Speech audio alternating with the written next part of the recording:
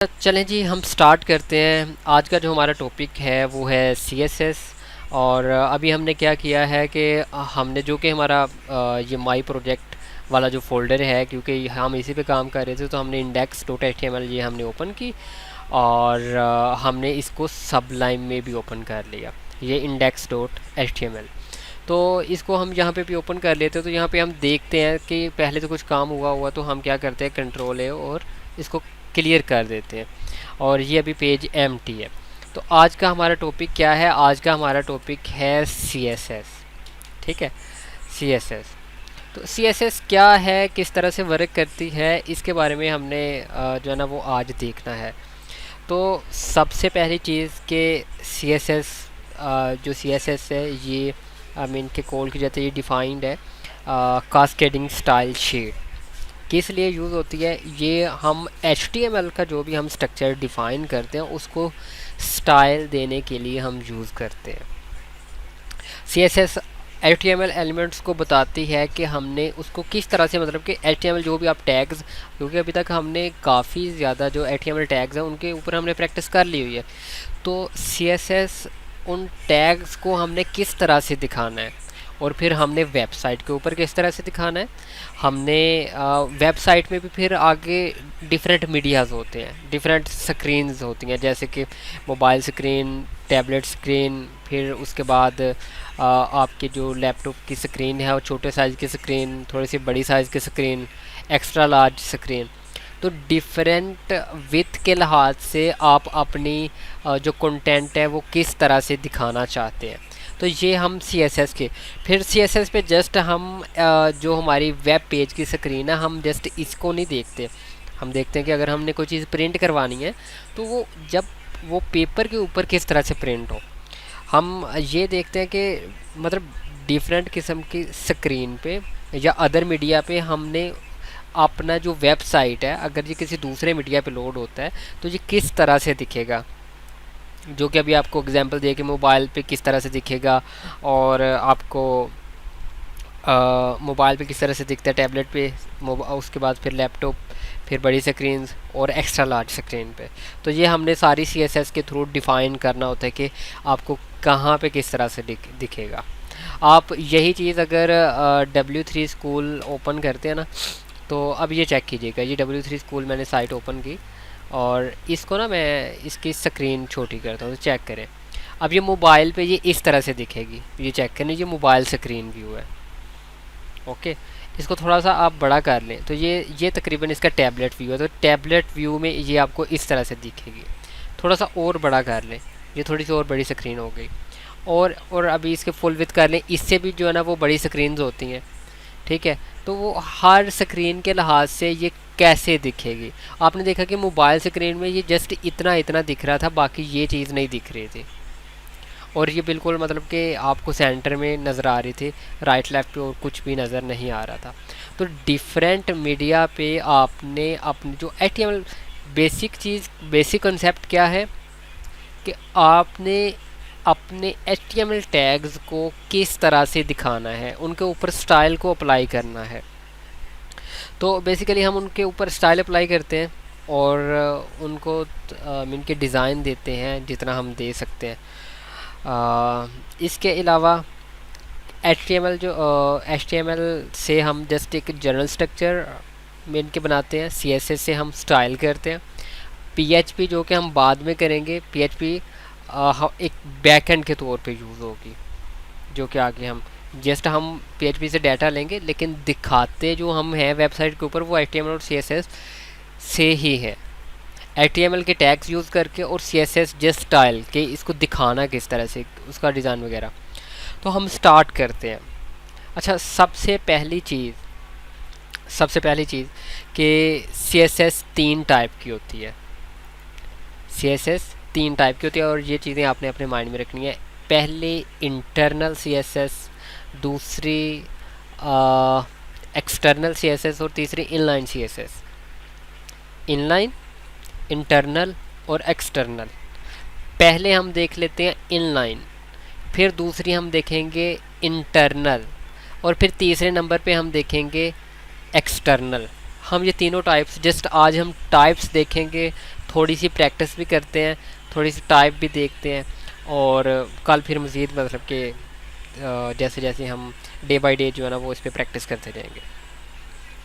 अच्छा, सबसे पहले हम जो है ना वो HTML में स्टार्ट करते हैं। HTML, और ये HTML का स्ट्रक्चर आ गया टाइटल में माई पेज। और अभी जैसे कि मैं यहाँ पे लेता हूँ H1। ओके, मैंने यहाँ पे लिया H1।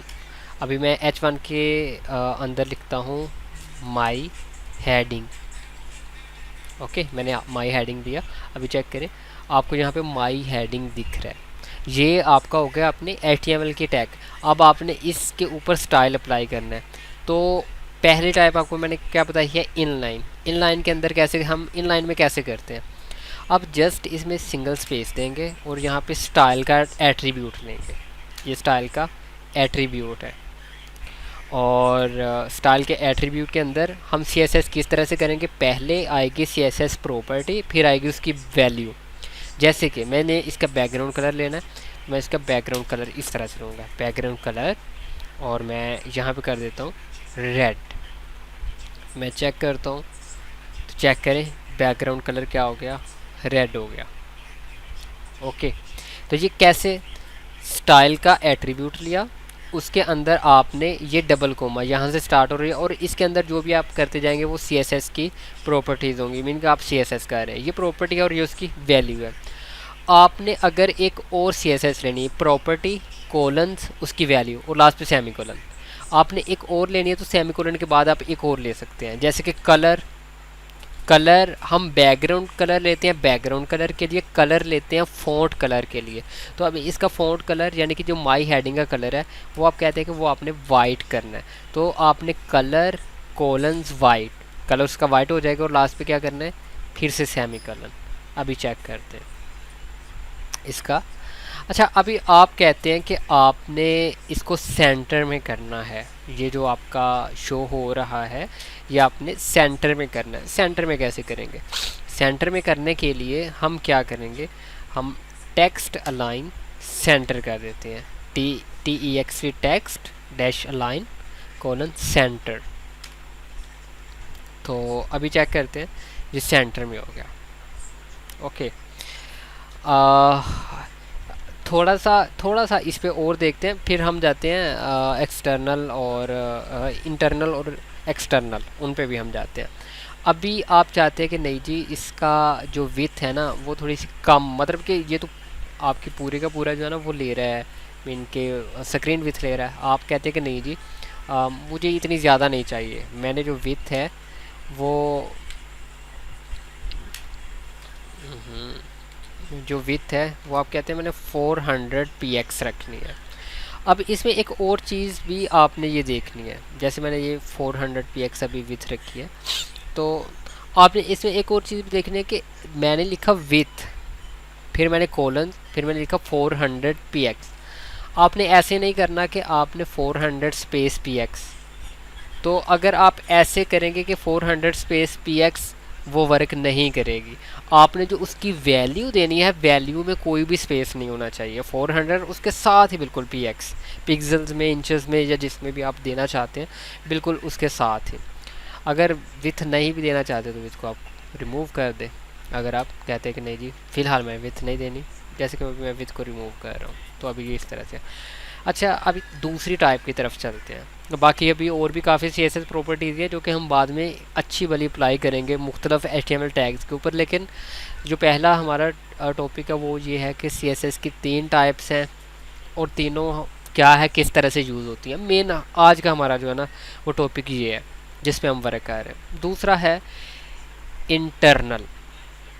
अच्छा, इनलाइन का मैंने आपको बताया कि जो इनलाइन CSS वो है जो लाइन के अंदर यूज़ हो। इन लाइन मीन लाइन के अंदर, जो लाइन के अंदर CSS यूज़ होती है हम उसको कहते हैं इनलाइन। और इंटरनल, इंटरनल का मतलब भी क्या होता है, अंदर, मतलब जो जिस शीट में आप काम कर रहे हैं अगर उसी शीट के अंदर आप CSS यूज़ कर रहे हैं, CSS की प्रॉपर्टीज़ ले रहे हैं, CSS की क्लासेस बना रहे हैं, तो हम उसे कहते हैं इंटरनल।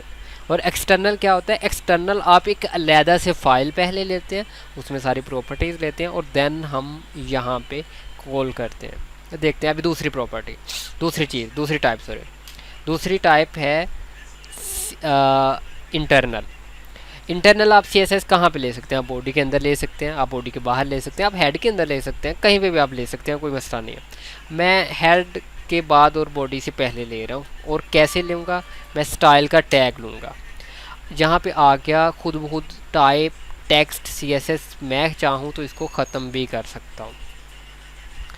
अच्छा, एक और चीज़, ये है स्टाइल का एट्रीब्यूट, ये है स्टाइल का टैग, दोनों से हम सी एस एस।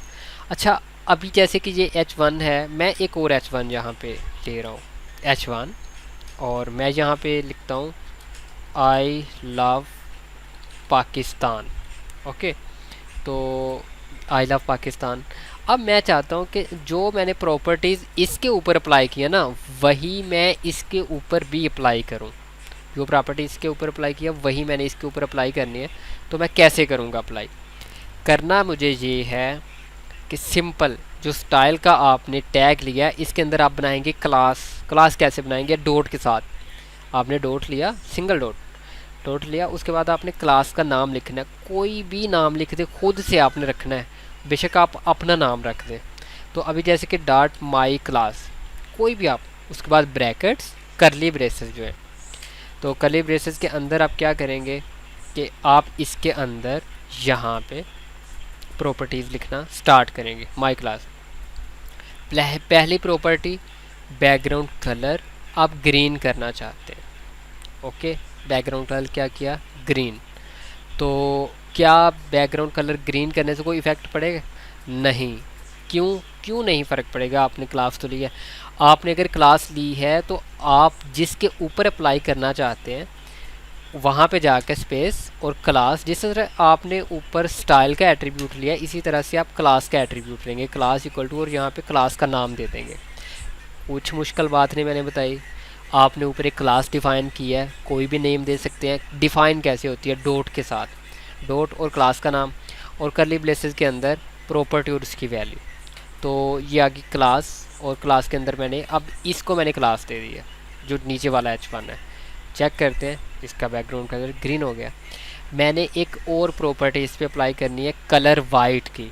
मैं यहाँ पे एंटर करूँगा और कलर वाइट, ठीक है, और लास्ट पे सेमी कोलन।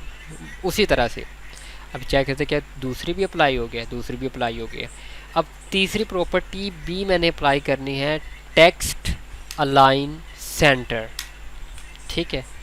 तो टेक्स्ट लाइन सेंटर हो गया, ठीक है। अच्छा, अब हम एक और H1 लेते हैं, यहाँ पे तीसरा H1, और मैं यहाँ पे लिखता हूँ आई लिव इन पंजाब, और चेक करते हैं।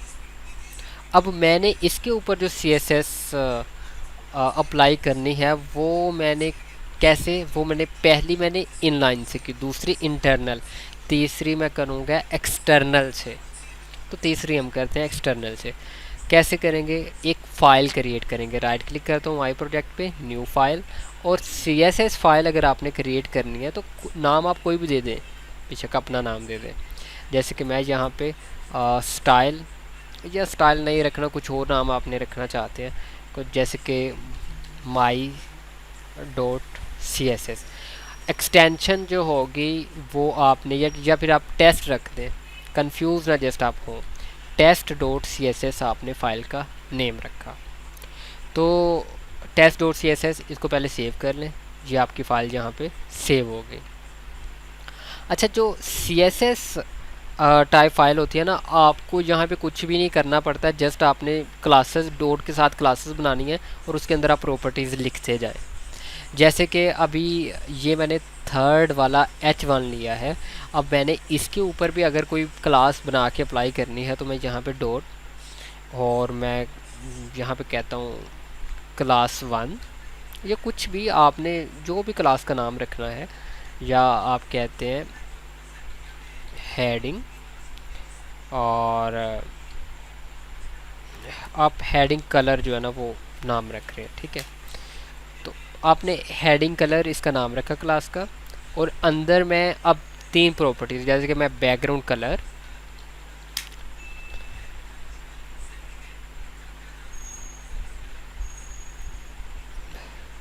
अच्छा बैकग्राउंड कलर, जैसे कि मैं बैकग्राउंड कलर इस दफ़ा येलो कर देता हूँ। तो बैकग्राउंड कलर येलो। अब मैंने अगर ये क्लास यहाँ पे अप्लाई करनी है इसी इंडेक्स डॉट पी में, तो मैं कैसे अप्लाई करूँगा? मैंने आपको बताया था कि हम हेड के अंदर क्या करते हैं, हमारे पास मेटा होता है, हमारे पास टाइटल होता है, और मैंने लिंक्स भी, लिंक्स हम क्यों, क्योंकि अगर ये एक अलग फ़ाइल है, ये एक अलग फ़ाइल है, अगर आपने इसकी क्लासेस इस फाइल में यूज़ करनी है तो आपको लिंक करना पड़ेगा। तो उसके लिए टैग है लिंक का, लिंक रेल स्टाइल शीट, और मेन के रिलेशनशिप टाइप जो है वो स्टाइल शीट के साथ है, टाइप टेक्स्ट सी एस है। एच रेफ में आप उस शीट का नेम दे, जो भी आपने सी एस एस की फाइल बनाई, जैसे कि test dot C S S control S, आपने लिंक कर दिया। अब आपने जिसके ऊपर अप्लाई करना है सिंपल उसी तरह से क्लास, और क्लास का नेम यहाँ पे आप देंगे, जैसे कि हमने बनाई थी हेडिंग कलर आई थिंक जी। तो अभी चेक कर लेते हैं कि क्या ये वर्क कर रहा है। जी ये वर्क कर रहा है। तो आपने इसके ऊपर और भी क्लास अगर अप्लाई करनी है, जैसे कि आप कहते हैं कि इसका कलर आपने चेंज करना है वाइट या रेड कर लेते हैं इस दफ़ा, और आपने टेक्स्ट लाइन चेंज करनी है, टेक्स्ट लाइन सेंटर करना है, तो चेक करते हैं इसके ऊपर भी। हमने जो पहले वाले H1 के ऊपर अप्लाई किया वो था इनलाइन CSS के थ्रू, जो दूसरे वाले H1 के ऊपर अप्लाई किया वो था इंटरनल CSS, और जो तीसरे वाले H1 के ऊपर अप्लाई किया वो है एक्सटर्नल CSS। और बिल्कुल सिंपल है, दोबारा से मैं रिपीट कर रहा हूँ। आपने इनलाइन लेना है, आपने लेना है स्टाइल का एट्रीब्यूट, प्रॉपर्टी उसकी value semicolon, property colon value semicolon, इस तरह से आपने अगर इंटरनल यूज़ करनी है तो आप स्टाइल का टैग लेते हैं, और टैग के अंदर आप डॉट के साथ जो है ना वो क्लास लेंगे, और कर्ली ब्रेसेस के अंदर उसकी प्रॉपर्टीज़, और फिर जिसके ऊपर आपने अप्लाई करनी है तो simple class equal to class. आपने एक्सटर्नल अगर यूज़ करनी है, आपको एक शीट बनानी पड़ेगी स्टाइल शीट, और आपने जैसे test dot C S S, फिर आप लिंक करते हैं, लिंक करने के बाद आप यहाँ पे क्या करते हैं, डॉट के साथ क्लास बनाते हैं, और इसी तरह से। अब आपने फ़र्ज़ करें कि यहाँ पे एक पैराग्राफ या फिर आप एक H1 और ले रहे हैं, तो आप यहाँ पे जैसे कि मैं लिखता हूँ कि आई लिव इन लाहौर, ठीक है। तो अभी मैं यहाँ पे चेक करता हूँ, तो आई लिव इन लाहौर, मैंने एक और जो है ना वो क्लास लेनी है, तो कैसे लूँगा? अगर आपने इंटरनल के अंदर लेनी है फिर भी आप जो है ना ये करली ब्रेसेस एंटर करेंगे, दोबारा से यहाँ से डॉट के साथ क्लास ले सकते हैं, जैसे कि माई क्लास 2, एक डिफरेंट मैंने नेम, और इस तरह से आप इसके अंदर जो भी आप करेंगे वो आप यहाँ पे H1 के अंदर क्लास इक्वल टू, मतलब ये पहली क्लास फिर ये दूसरी क्लास। अगर आपने यहाँ पे करना है तो आप यहाँ पे भी सेम वैसे ही करेंगे, जैसे कि मैं कहता हूँ कि डॉट के साथ क्लास 2, ये मैंने क्लास ली क्लास 2, और यहाँ पे कुछ भी मैं, जैसे कि अभी मैं बैकग्राउंड कलर और मैं रेड कर रहा हूँ, या कुछ भी मैं इस दफ़ा बॉर्डर रेडियस एक ले लेता हूँ क्लास, और मैं इसको कहता हूँ 20px। तो अब ये मैं क्लास 2 में इसके ऊपर अप्लाई करता हूँ, क्लास और क्लास 2, चेक करता हूँ कि क्या इफ़ेक्ट पड़ा है। चेक करेंगे इसके बॉर्डर जो है ना वो 20px राउंड हो गए, ठीक है। तो आपने स्टाइल शीट के अंदर मल्टीपल क्लासेस लेनी है, फर्स्ट क्लास फिर सेकंड थर्ड लेनी है, फिर एंटर करेंगे, फिर नीचे आप थर्ड क्लास ले सकते हैं और लेनी है। इसी तरह से आपने इंटरनल में लेनी है, इंटरनल में भी आप ऐसे ही ले सकते हैं, और इन लाइन में तो आपको एक के अंदर ही सारा कुछ लिखना पड़ेगा, ठीक है। तो इस तरह से आप कर सकते हैं। यहाँ तक अगर किसी का कोई सवाल है तो वो सवाल पूछ सकता है। किसी का कोई सवाल हो?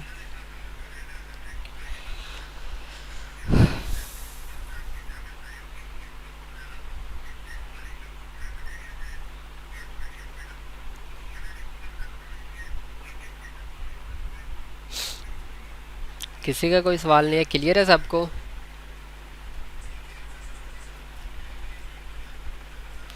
आप सबने जो है ना ये प्रैक्टिस करनी है सीएसएस की, इंटरनल, इनलाइन, इंटरनल और एक्सटर्नल। अभी थोड़ा सा और मज़ीद आगे चलते हैं, इनका आपको यूज़ बताता हूँ। यूज़ क्या है थोड़ा सा माइंड में बिठाने की कोशिश करनी है, बाकी जब आप प्रैक्टिस करेंगे आपको खुद ही पता चल जाएगा। हम इन लाइन कब यूज़ करते हैं? इन लाइन हम तब यूज़ करते हैं जब हमें पता हो ना कि सिर्फ ही मुझे यहाँ पे यूज़ करने की ज़रूरत पड़नी है और मुझे कहीं पे भी यूज़ करने की ज़रूरत नहीं पड़नी। सिर्फ मुझे H1 के अंदर यूज़ करने की ज़रूरत है, बाकी कहीं पे भी यूज़ करने की ज़रूरत नहीं है। तो फिर हम क्या करते हैं, फिर हम सिर्फ H1 के अंदर स्टाइल का टैग लेके तो CSS कर देते हैं। लेकिन जब मुझे ये पता होता है कि मैंने एक पेज के अंदर काफ़ी दफ़ा जो है ना ये CSS मतलब कि हो सकता है कि आपका ये सिंगल पेज है और आपने काफ़ी दफ़ा हेडिंग देनी है और आपने सेम टाइप की देनी है, तो फिर आप इंटरनल में CSS करते हैं। जैसे कि आपने माई क्लास ये दी, तो आप इस पे भी माई क्लास अप्लाई कर दें, इस पे भी माई क्लास अप्लाई कर दें और चेक करें ये सेम हो गई। तो मतलब आपने एक क्लास ऊपर बनाई थी और आप काफ़ी जगहों पे जो है ना वो उसको रन कर रहे हैं।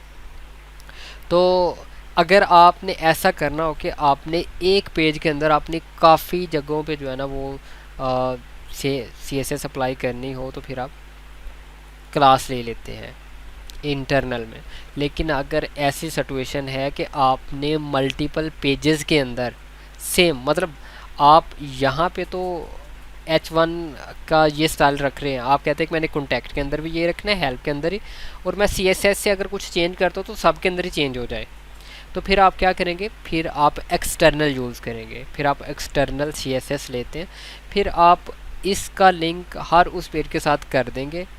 जैसे कि इसमें भी आप यहाँ पे जो है ना वो लिंक कर देंगे, जैसे कि इस तरह से लिंक के, और test.css। अब आप यहाँ पे भी अगर वही क्लास अप्लाई करना चाहें, मैं यहाँ पे अगर H1 लेता हूँ और कुछ भी लिखता हूँ, मैंने अगर क्लास ये वाली लेनी देनी है यहाँ पे, कुछ यहाँ पे भी दे सकता हूँ। मतलब मल्टीपल पेजेस के अंदर अगर आपने कोई क्लास अप्लाई करनी है, फिर हम एक्सटर्नल लेते हैं। अगर आपने एक ही पेज के अंदर करनी है, फिर आप इंटरनल कर सकते हैं। अगर आपने सिर्फ एक लाइन में करनी हो और आपको कहीं ज़रूरत है, फिर आप इन लाइन कर सकते हैं।